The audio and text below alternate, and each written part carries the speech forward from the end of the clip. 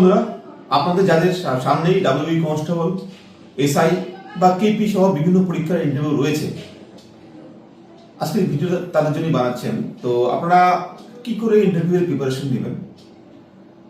আমি প্রথমেই বলবো, মনে মনে একটা ভয় তো কাজ করছি যে কি হবে কি হবে। আমাদেরও তাই হয়েছিল, কিন্তু বিশ্বাস করুন, যারা ভিতরে বসে থাকবে তারা কিন্তু খুব নলেজেবল পার্সন থাকবে। মনে রাখবেন, যারা ভিতরে আছে তারা কিন্তু আপনাকে কোঅপারেট করবে এবং তারা কোনো বাঘ ভালুক নেই যে আপনাকে খেয়ে ফেলবে। এই জন্য ভাববেন যে ভিতরে যারা আছেন তারা আপনার খুব পরিচিত লোক থাকবে, এরকমই ভেবে ভিতরে ঢুকবেন, ভয় পাবেন না। তো আমি এক্ষেত্রে বলে রাখি, আপনাদের পার্সোনালিটি টেস্ট আপনারা কিন্তু সমস্ত ধাপগুলো অতিক্রম করেই তবে এই ইন্টারভিউ বা পার্সোনালিটি টেস্টের ঘরে ঢুকবেন। তো সেক্ষেত্রে আপনি পারা না পারাটা বড় ফ্যাক্টর না, মেন ফ্যাক্টর কোনটা, আপনি কিভাবে কথা বলছেন, আপনার ডিসার্ভ কি আছে, আপনি কিভাবে হাঁটছেন, এই সমস্ত কিছু দেখা হয়। তো আমি সেই বিষয় নিয়ে কিছু বলবো যেটা আপনাদের খুব কাজে লাগবে। তো প্রথম যেটা বলবো সেটা হচ্ছে ভয়। অবশ্যই ভয় থাকবে না। ভয় থাকলে কিন্তু আপনাদের কথা ভুলে যেতে পারে বা আপনাদের একটা ঘাম বের হতে পারে, এইসব যেন না হয়। ভয় করবেন না, ভয় কি আছে, একদম সিম্পল, একদম সাহস নিয়ে ভিতরে ঢুকবেন, দেখবেন আপনার ইন্টারভিউ খুব ভালো হবে। সেকেন্ডলি হচ্ছে আপনাদের মানে ডিসার্ভ বা চুলদারি। আমি বলবো ছেলেদের ক্ষেত্রে অবশ্যই আপনারা ভালোভাবে চুল কাটবেন, দাড়ি কেটে যাবেন।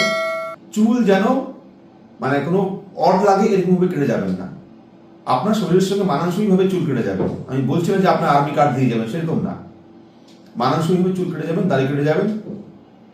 আর ছেলেদের ড্রেসআপের যদি বলি, ড্রেসআপের ক্ষেত্রে ছেলেরা অবশ্যই ফুল হাতা শার্ট, সেই লাইট কালারের যে কোনো শার্ট, সাদা হোক, ব্লু হোক, মেরুন হোক, লাইট কালারের যে কোনো এক কালারের শার্ট পরবেন।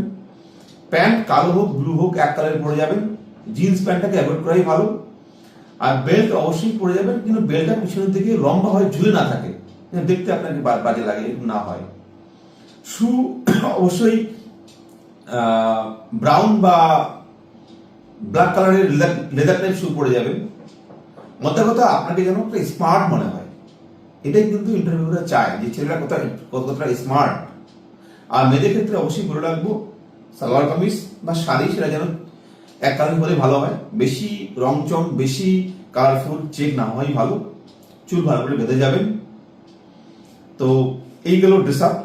এবার আপনারা ধরুন ইন্টারভিউ হলে ঢুকছেন, ঢুকার সঙ্গে অবশ্যই ঢোকার মুহূর্তে অবশ্যই যা থাকবে, may I coming sir, may I coming madam, অবশ্যই বলে বা বাংলায় বলবেন আমি কি আসতে পারি, বলে অবশ্যই পারমিশন নিয়ে ঢুকবেন। ঢুকার পর মানে আপনার খুব তাড়াহুড়ো করে হাঁটতে হবে এমন না, স্মার্টলি হেঁটে যাবেন, ঠিক চেয়ারের সামনে যাবেন। স্যাররা যদি বসতে বলে অবশ্যই চেয়ারে বসবেন, না হলে কিছুক্ষণ দাঁড়িয়ে থাকবেন।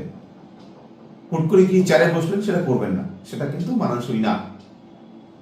এবার চেয়ারে বসার পর আপনারা কিন্তু স্মার্টলি বসবেন, হেলান দিয়ে বসবেন না, স্মার্টলি। হয়তো আপনাদের ফাইল আছে, ফাইল থাকলে ফাইল এইভাবে নিয়ে এইভাবে স্মার্টলি বসবেন।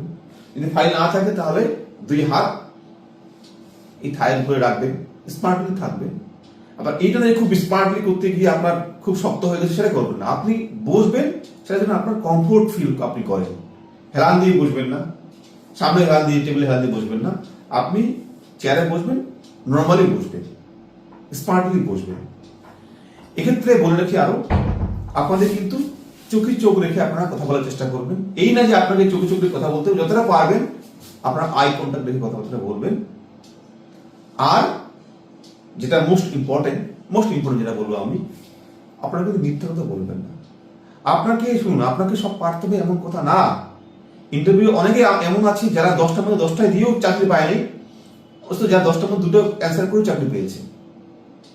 ইন্টারভিউটা এটাই, পারা না পারা ফ্যাক্টর না। আপনাকে যদি বলে জানলে অবশ্যই বলবেন, না জানলে বলবেন স্যার জানা নেই বা মনে পড়ছে না, কিন্তু মিথ্যা কথা বলতে যাবেন না। আমি আবারও বলছি, ইন্টারভিউ কিন্তু মিথ্যা কথা বলতে যাবেন না। জানা থাকলে বলবেন স্যার জানি, না থাকলে স্যার মনে পড়ছে না বা জানা নেই। তাই কি কি জানতে হবে আপনাকে, মেইনলি আপনাদের ডিস্ট্রিক্ট সম্বন্ধে জানেন, লোকাল আপনার ডিস্ট্রিক্টে কি কি বিখ্যাত স্থানগুলো কি কি আছে, বিভিন্ন রাজ্যের রাজধানীগুলো সম্বন্ধে একটু জেনে যান। পারলে একটু আপনারা আপনার ডিস্ট্রিক্টের সঙ্গে কোন কোন ডিস্ট্রিক্ট বা কোন কোন দেশের সীমানা লাগোয়া আছে কিনা সেটা জেনে যান। আপনার হবি যদি হয় তাহলে সেই হবি সম্বন্ধে একটু জেনে যান। ডাব্লিউবি কনস্টেবলের ক্ষেত্রে এমন কিছু বেশি জানতে হবে না, আপনাদের জাস্ট নিজের ডিস্ট্রিক্ট নিজের রাজ্য সম্বন্ধে জানলেই হবে। আর আপনি যে সাবজেক্টে কমপ্লিট বিএ হোক, এমএ বা এমএসসি হোক কমপ্লিট করছে সেই সম্বন্ধে সামান্য কিছু জেনে যাবেন। এবার আপনাকে যেতে বললে অবশ্যই উঠবেন, ওঠার আগে আপনার ইন্টারভিউ ভালো হোক খারাপ হোক অবশ্যই স্যার ম্যাডামকে থ্যাংক ইউ বলবেন, thank you sir, thank you madam বলে স্মার্টলি বেরিয়ে আসবেন। আসার পর দরজা কিন্তু ধাপ করে লাগাবেন না, আস্তে করে খুলে তারপর বেরোবেন। আমি আবারও বলছি, আপনি এখানে পারলেন না পারলেন কোনো ফ্যাক্টর না। আপনার এই যে আপনি হলের ভিতরে ঢুকছেন, কি করে হাঁটছেন, কি করে কথা বলছেন, আপনার ড্রেস আপ, আপনার আইকিউ লেভেল কি আছে। অর্থাৎ পুলিশের ক্ষেত্রে যদি বলি এরকম প্রশ্ন করতে পারে, আমি একটা জাস্ট এক্সাম্পল বলে দিচ্ছি। আপনি কোনো কোথাও ডিউটি গেছেন, ডিউটি গিয়ে দেখলেন একটা অ্যাক্সিডেন্ট হয়েছে, যেটা আপনারা অনুমতি পাবেনই ডিউটি করতে করতে। অ্যাক্সিডেন্টে কেউ মারা গেছে, এখন তার বাড়ির লোককে খবর আপনি কি করে দেবেন, এরকম প্রশ্ন করতে পারে। ধরুন যে একটা অ্যাক্সিডেন্ট হয়েছে, একজন মারা গেছে, এবার আপনাকে বললো আপনি খবরটা তার বাড়িতে দেন, আপনি কি করে দেবেন? অবশ্যই বলবেন না যে অবশ্যই হয়তো তার মোবাইল বা পার্স চেক করে আপনি ফোন নাম্বার পেলেন। তো এই না যে আপনাকে সঙ্গে সঙ্গে বাড়িতে বলতে হবে যে আপনার ছেলে বা মেয়ে হোক বা আপনার আত্মীয় মারা গেছে, বলবেন না।